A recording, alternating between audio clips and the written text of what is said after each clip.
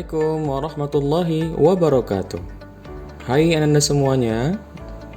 Kali ini kita akan belajar tematik 5C, subtema 1 dan subtema 2, muatan pelajaran ilmu pengetahuan sosial.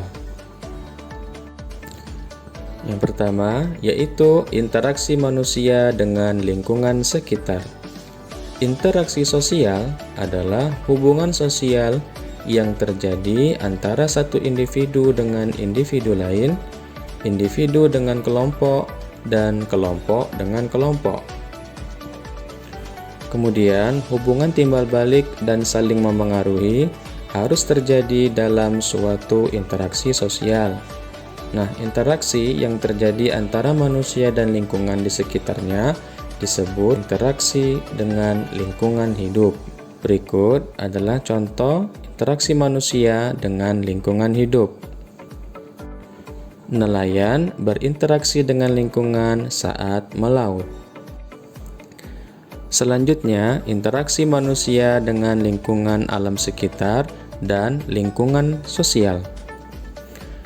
Manusia sebagai makhluk sosial perlu melakukan interaksi dengan orang lain maupun kelompok untuk memenuhi kebutuhan hidupnya. Setiap individu atau kelompok yang berinteraksi tentu memiliki peran masing-masing. Oleh karena itu, diperlukan persatuan melalui kerjasama pihak-pihak yang melakukan interaksi. Nah, berikut adalah contoh interaksi manusia yang terjadi di pasar tradisional, yaitu ada yang berperan sebagai penjual dan ada yang berperan sebagai pembeli. Nah, selanjutnya kita memasuki subtema 2, yaitu upaya pembangunan sosial dalam masyarakat. Setiap negara memiliki rancangan pembangunan di bidang sosial, budaya, dan ekonomi sesuai dengan program dan kemampuannya masing-masing. Nah, pembangunan sosial adalah semua aktivitas yang terkait dengan aspek sosial dan ekonomi yang bertujuan untuk meningkatkan taraf hidup atau kesejahteraan sosial.